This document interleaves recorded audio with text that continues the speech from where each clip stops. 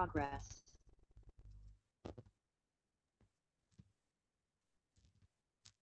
Ayo Mas Arkan dimulai. Ya, pertama-tama Assalamualaikum warahmatullahi wabarakatuh. Selamat malam, Mas Aldo selaku mentor kami dari kelompok 1 akan mempresentasikan hasil project caption kami yaitu Skin Cancer Application Prediction. Untuk selanjutnya Mas Santosa. Ya, berikut adalah agenda yang akan kita bahas malam ini. Kita akan mulai dengan introduction, pemilihan dan tujuan, latar belakang, proses pengembangan, implementasi, pengembangan selanjutnya, dan yang terakhir kesimpulan. Selanjutnya, jadi selanjutnya Mas, ya, yang pertama introduction. Berikut adalah nama-nama anggota kelompok kami. Ada Mas Santoso sebagai ketua atau leader kami, dan saya sendiri, Arkan, kemudian ada Mas Peter, Mas Rafli, dan Mas Albert. Selanjutnya, ya, kita memasuki bagian tema dan tujuan. Slide ini menyajikan data kematian akibat kanker kulit yang bersumber dari WHO sepanjang tahun 2022 di berbagai wilayah dunia dengan angka tertinggi secara signifikan tercatat di Asia. Benua Asia mendominasi dengan jumlah kematian jauh melampaui wilayah lain. Bisa selanjutnya, Mas. Untuk selanjutnya, masih menggunakan data dari WHO, di sini bisa dilihat Indonesia yang berada di peringkat ketiga menonjol dengan angka kejadian signifikan dan angka kematian yang cukup tinggi. Hal ini mengindikasikan adanya kebutuhan mendesak untuk meningkatkan kesadaran masyarakat tentang pentingnya deteksi dini dan pengobatan kanker kulit di Indonesia.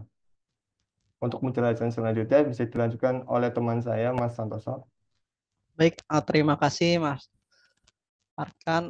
Selanjutnya masih di dalam tema. Sebagai gambaran di awal ini, setelah kita memahami data bahwa untuk kanker kulit tertinggi itu ada di Asia dan kemudian kita mencoba breakdown ke Indonesia, kami mencoba mempersempit lagi dan kita ambil data dari bps.co.id.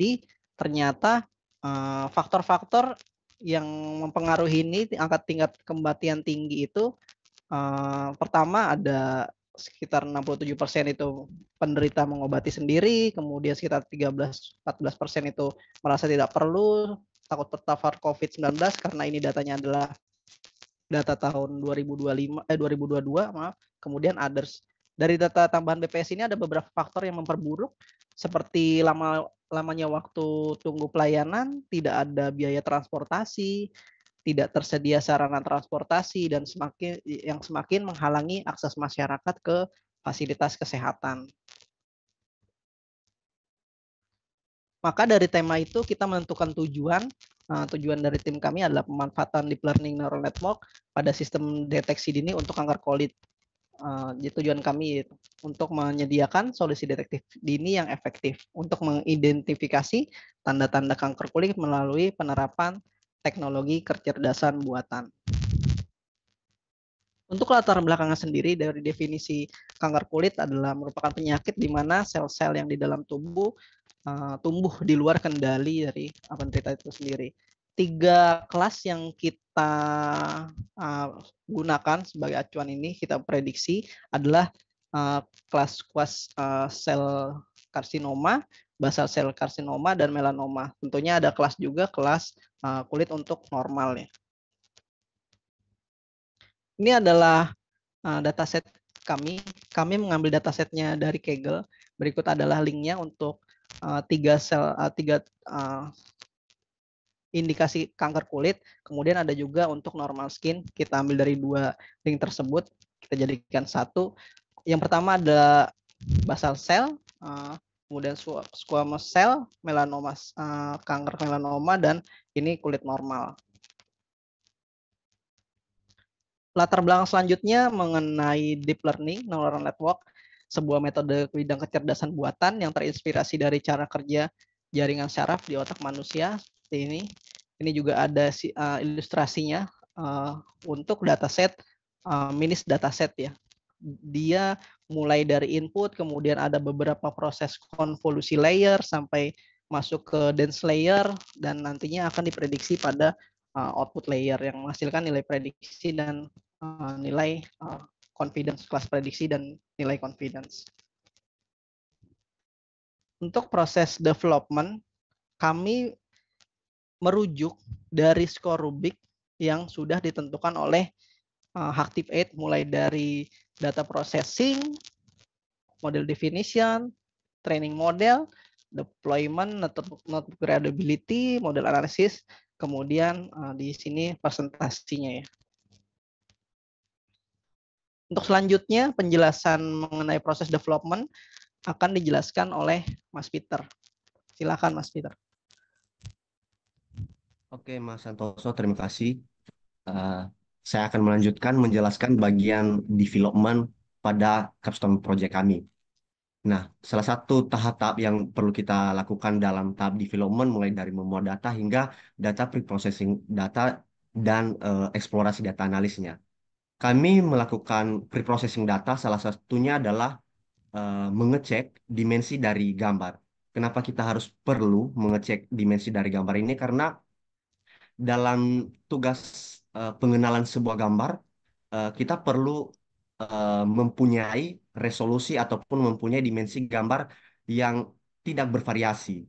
Ya, tujuannya supaya model dapat mengenali gambar dengan mudah dan tentunya untuk dibawa ke tahap selanjutnya akan lebih mudah. Nah, dari gambar yang kami gunakan, dari dataset yang kami gunakan, ada sebanyak 1.579 dataset yang terdistribusi dengan 4 kelas.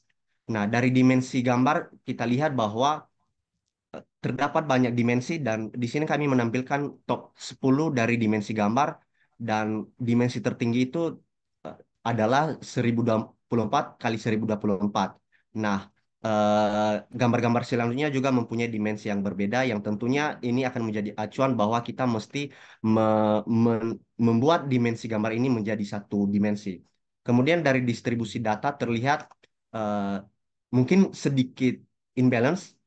Dari data dapat kita lihat bahwa BCC dan melanoma datanya paling banyak, sementara eh, di bawahnya adalah SCC dan paling sedikit adalah normal.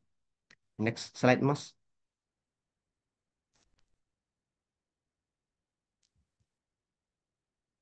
Oke. Nah, selanjutnya di tahap pre-processing seperti yang kita ketahui tadi bahwa dimensi gambar yang kami gunakan dari dataset ini mempunyai resolusi dan dimensi yang berbeda-beda. Jadi kami menerapkan sebuah function untuk eh, menyimpan kembali gambar ini dalam dimensi yang sama. Jadi semua gambar akan mempunyai satu dimensi yang sama. Kemudian kami menyimpan dalam format NPY. Kenapa? Karena format ini sangat cocok untuk digunakan untuk eh, tahap pengenalan gambar, di mana kalau yang kita ketahui bahwa gambar ini eh, butuh komputasi yang tinggi, butuh tentunya butuh waktu yang cukup lama untuk mengenali gambar, data gambar. Cuman kita dipermudah dengan teknik di komputer ini dengan kita mengubah data ini dalam bentuk NumPy. Selanjutnya, nah data preprocessing selanjutnya yang kami lakukan adalah melakukan one hot encoding, di mana yang kita tahu bahwa salah satu teknik yang digunakan untuk mengubah data eh, kategorikal menjadi bentuk angka yang dapat dikenali oleh komputer adalah melakukan encoding data dan kami menerapkan encoding data pada kode kami. Selanjutnya untuk menangani data imbalance seperti yang kita ketahui dari distribusi data sebelumnya, kami menggunakan compute, compute class weight. Kenapa kami memilih ini? Karena seperti yang kita ketahui ada banyak cara-cara dan teknik penanganan data imbalance. Namun eh, untuk tugas dan case multi-class lebih disarankan dan lebih tepat digunakan adalah compute class weight ini. Kenapa? Karena function ini akan bekerja dengan melihat distribusi nilai tertinggi, mayoritas, dan minoritas dari setiap kelas. Sehingga ketika ada data yang sedikit, maka akan diprioritaskan saat proses training model. Next.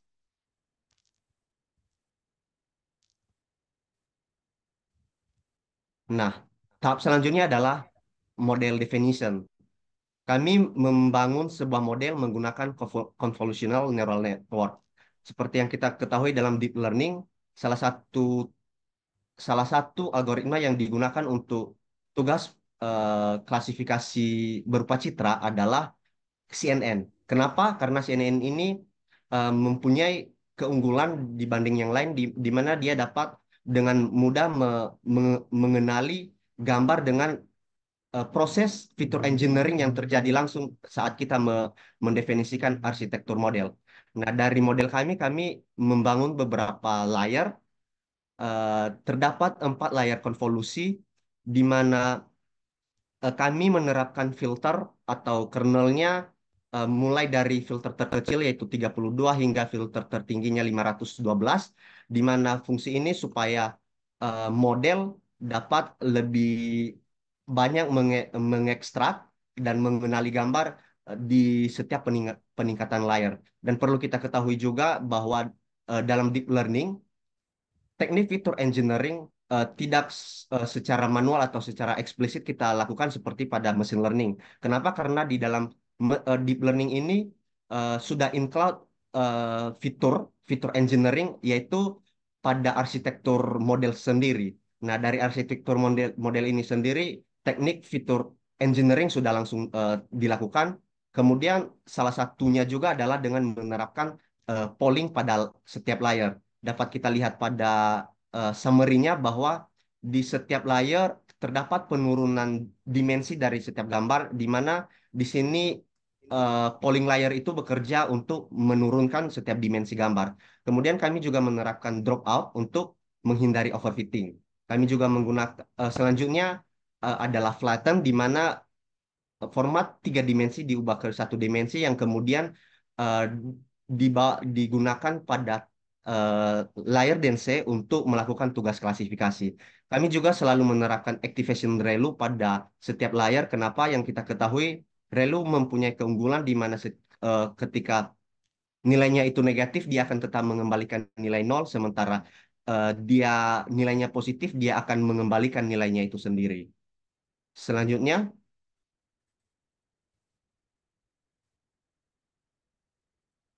selanjutnya kami juga menggunakan beberapa activation sebelumnya tadi seperti softmax, di mana softmax itu adalah eh, yang digunakan untuk tugas multiclass. Kemudian setelah mendefinisikan model, kami kemudian melakukan pelatihan. Tentunya pada saat pelatihan ini tidak semudah yang tentunya mungkin kita bayangkan langsung mendapat akurasi yang tepat. Kenapa? Karena pada saat pelatihan model tidak langsung mendapatkan hasil yang good fit, di mana kami sudah melakukan beberapa kali training dan masalah yang kami temukan adalah salah satunya yang pertama kami saat pertama kali melakukan training model kami mendapatkan masalah underfitting dan tentunya masalah ini salah satunya adalah arsitektur model yang mungkin kurang kurang kompleks dan tentunya dari dataset juga kurang kompleks. Nah, untuk mengatasi itu kami melakukan beberapa teknik sebelumnya yaitu salah satunya kami mencoba melakukan seperti augmentasi data dan beberapa teknik lainnya namun ternyata solusi itu kurang efisien di mana ternyata menggunakan gambar yang original itu lebih tepat. Sehingga kami kembali mengotak-atik bagian model dan kami mendapat solusi bahwa arsitektur model kami perlu dimaksimalkan lagi. Nah, setelah itu tidak langsung mendapat hasil yang bagus, kami kembali mendapatkan overfitting. Nah, untuk mengatasi overfitting, kami kemudian menerapkan seperti penurunan learning rate pada optimizer, kemudian penerapan dropout pada beberapa layer seperti yang sudah saya jelaskan di layer konvolusi pada arsitektur model sebelumnya. Dan dapat kita lihat pada history training, akurasi model terus meningkat sampai ke 90-an lebih, dan loss pada training model juga menurun dari training pertama sampai training yang terakhir. Mungkin dari saya sekian, untuk penjelasan selanjutnya akan dilanjutkan oleh Mas Albert. Terima kasih. Oke, terima kasih Mas Peter. Baik, saya akan menjelaskan bagian model analisis. Pada tahap ini kami melakukan evaluasi terhadap performa model kami. Di sini kami ada memiliki dua metrik, yaitu confusion matrix dan juga classification report. Pada grafik confusion matrix di situ terpampang bahwa jumlah atau kelas dari pada data train, di mana kelas 0 mewakili BCC atau, dan juga yang pertama adalah melanoma, yang kedua normal, dan ketiga adalah SCC. Jadi pada data yang pertama atau kelas 0, model berhasil mengklasifikasikan dengan tepat sebanyak 411 data dari 422 sampel. Lalu untuk kelas yang pertama, model berhasil mengklasifikasikan sebanyak 410 dari 435 jumlah sampel. Lalu untuk kelas kedua, yaitu normal, model berhasil mengklasifikasikan sebanyak 148 dari 150 sampel dengan benar.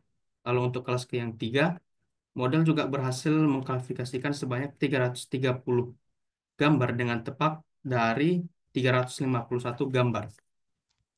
Lalu untuk kelas yang metrik yang kedua, yaitu classification report, di situ ada dua jenis classification, yaitu untuk report training data dan juga testing data. Untuk classification report pada data training, dapat terlihat bahwa precision, recall, dan F1 score-nya sangat baik, bahkan dapat dikatakan sangat good fit, di mana precision untuk kelas 0 adalah 92%, recall-nya 97%, F1 skornya 94%, dengan jumlah sampel sebanyak 422 untuk kelas 0 atau BCC. Sedangkan untuk kelas pertama, kelas 1 atau melanoma sebesar 99% untuk precision, recall 94, F1 score 97%, dan sampelnya sebanyak 435 dengan akurasi sebesar 96% dari 1.358 sampel. Lalu untuk evaluasi classification report untuk data testing memiliki penurunan, di mana untuk akurasinya sendiri menurun dari 96 atau, dan juga pada dataset testing sebesar 77%, yang di mana sepertinya model kami mengalami overfitting, yang di mana ia kesulitan membaca pola data pada dataset testing. Namun, model ini masih tergolong cukup baik untuk mengenali pola data. Oke, selanjutnya.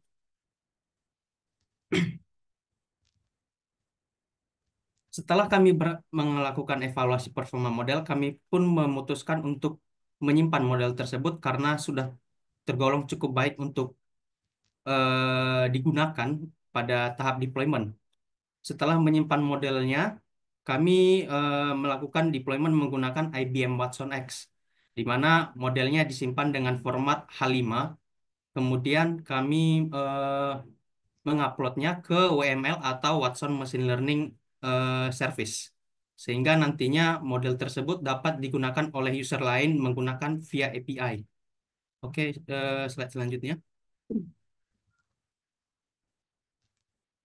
Setelah berhasil melakukan upload ke repositori WML, kami pun mendapatkan beberapa code atau snippet yang penting, yang dimana salah satu penggunaannya yaitu public endpoint dan juga code snippet untuk Python, yang dimana user dapat menggunakan model tersebut tanpa harus melakukan retraining dari nol, tanpa harus mendefinisikan dataset, mendefinisikan arsitektur model dari nol lagi. Jadi dia hanya perlu menggunakan API yang telah kami sediakan, di mana tentu ada beberapa ketentuan yang harus dipenuhi untuk menggunakan model tersebut. Salah satunya adalah API key, yang dimana API key-nya itu harus berdasarkan dari deployment yang telah kami sediakan dari IBM Cloud yang kami miliki.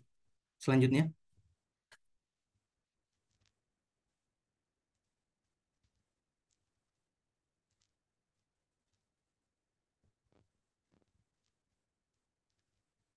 Setelah kami juga tahu bahwa setelah membuat model, tentunya code yang kami buat itu harus memiliki penjelasan yang runut dan juga jelas. Jadi kami menambahkan atau menyisipkan beberapa penjelasan singkat tentang model dan juga arsitektur yang kami buat.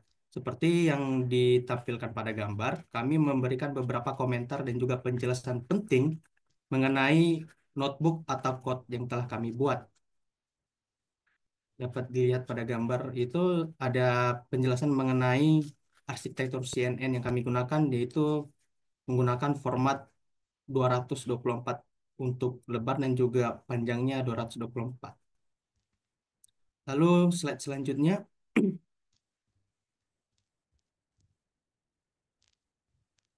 Oke, pada tahap ini akan dilanjutkan untuk demonya oleh teman kami, Mas Santoso. Baik, terima kasih Mas Albert. Saya coba stop share dulu.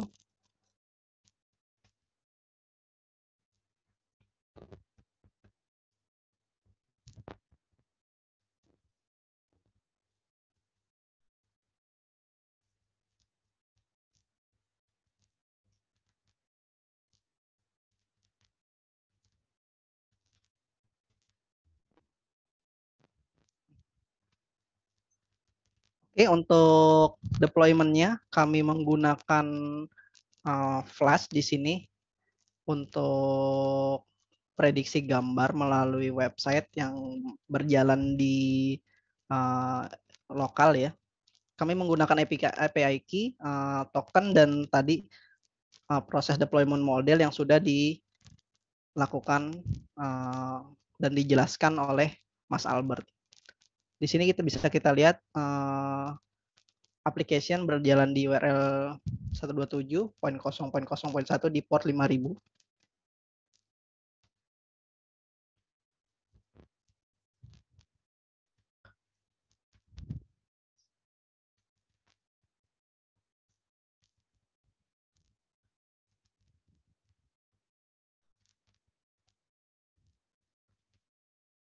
Sebentar,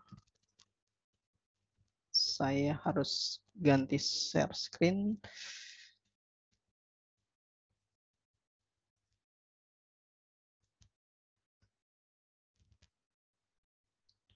Berikut adalah website yang kami deploy di lokal di port 5000 ya. Secara simpel ini adalah website prediksi kami. Terdapat dua button untuk get AI prediction dan learn more tentang penjelasan lebih lengkap lagi untuk website yang sudah kita bangun. Ini ada simple button yang bisa kita klik, kemudian masuk ke di road-nya ke predict ya. Ini ada welcome to our prediction page. Di sini bisa kita choose file, kemudian melakukan upload and predict ya. Kita akan coba demo untuk choose file beberapa dataset yang kita sudah siapkan.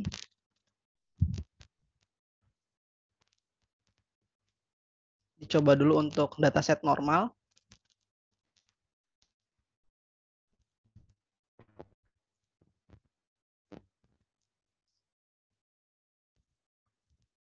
Berhasil diprediksi untuk dataset normal. Kita coba lagi untuk dataset yang lainnya.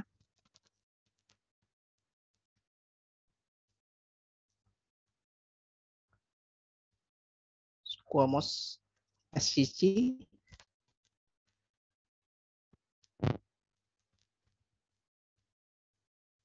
Berhasil diprediksi juga. Kemudian lagi untuk dataset yang lainnya. BCC. Kita coba. Ya, berhasil diprediksi dengan benar. Kalau kita kembali lagi ke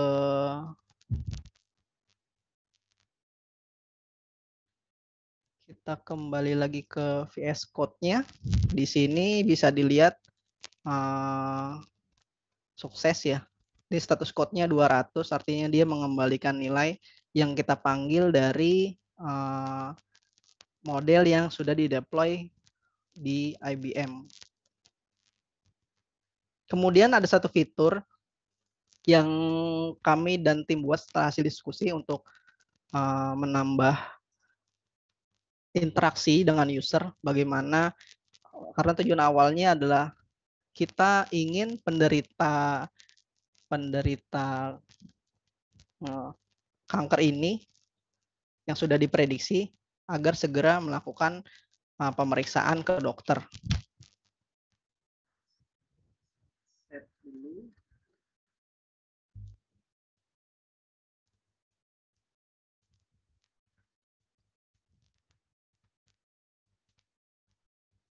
Desktop 1.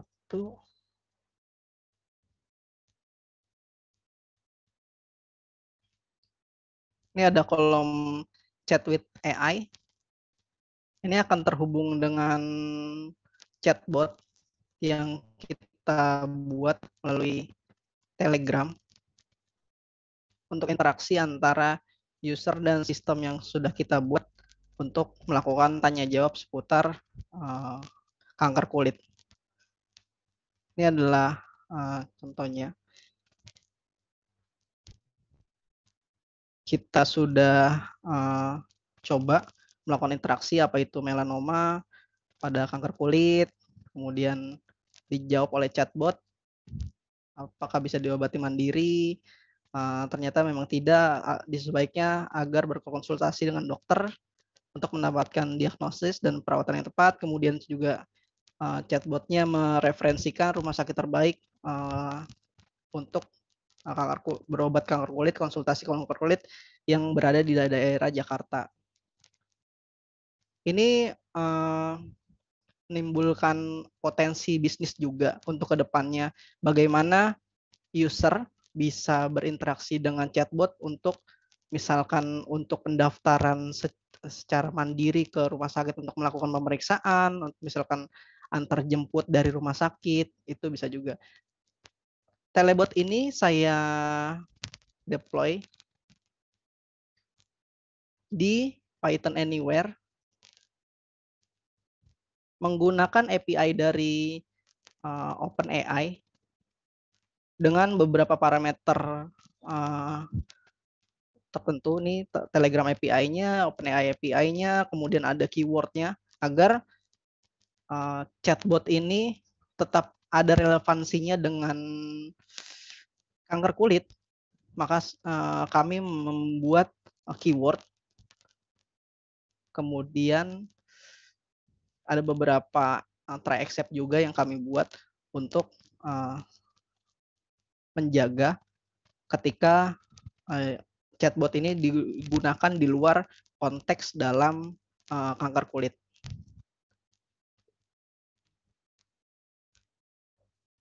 Ini filenya saya simpan di Python Anywhere, kemudian saya running di konsol juga.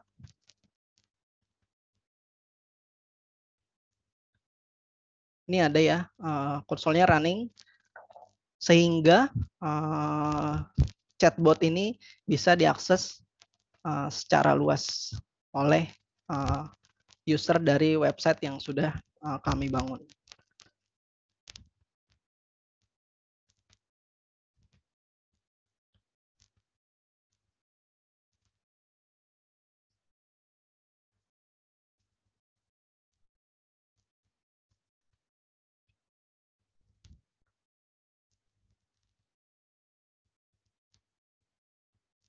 Sebentar, kita akan kembali lagi ke file PPT-nya.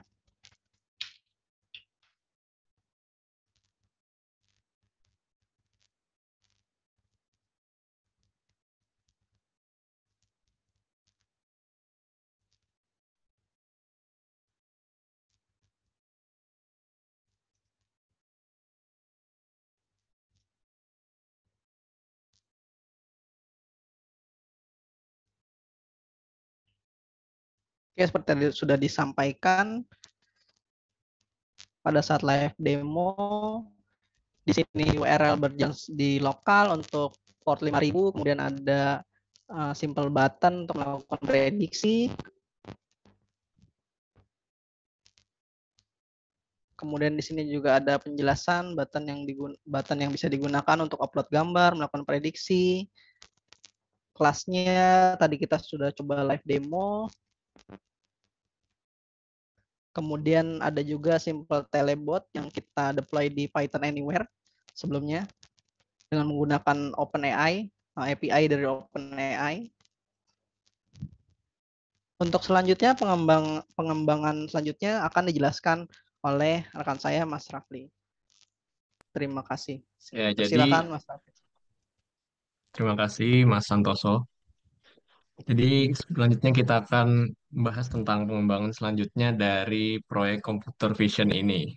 Jadi yang pertama kita akan melakukan peningkatan akurasi model. Jadi modelnya itu akan kita buat ke depannya lebih robust, lebih tahan terhadap semua kondisi kulit yang ingin dideteksi. Kalau bisa kayak antar ras atau keberagaman ras itu dipertimbangkan. Seandainya kulit kayak gini lebih akurat kayak gitu. Terus untuk poin kedua, built-in chatbot. Ini kita selanjutnya bakal buat built-in chatbot karena yang sebelumnya itu masih pakai Telegram. Jadi di-embed langsung di websitenya. Sehingga pengalaman pengguna lebih efektif dan efisien. Kemudian kita akan buat mobile apps.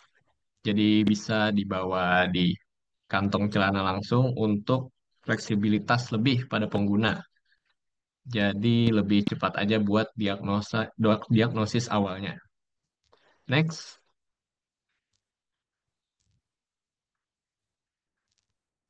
baik kita menuju ke kesimpulan.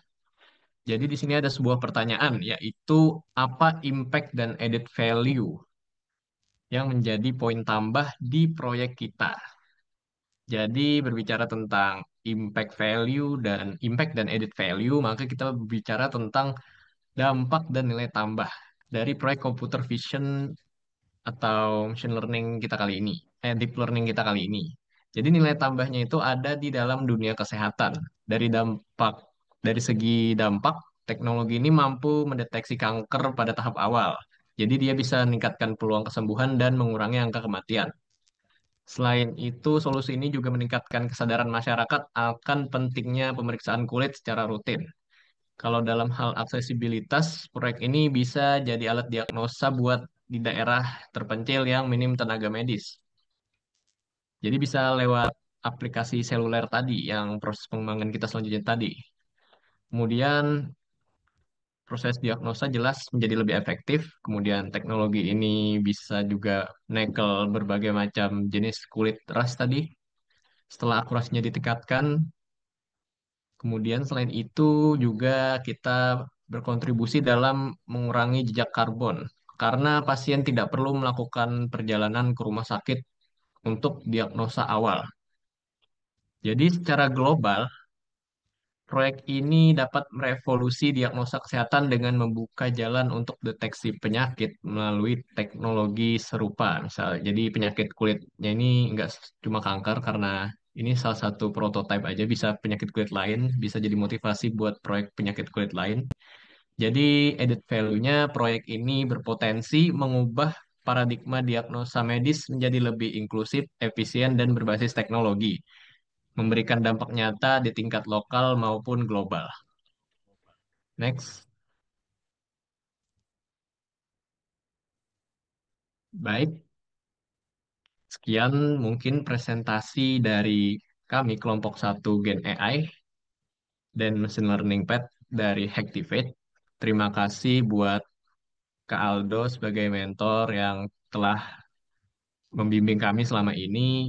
Terima kasih juga buat teman-teman atas kerjasamanya. Kami dari Gen AI kelompok 1 mengucapkan terima kasih.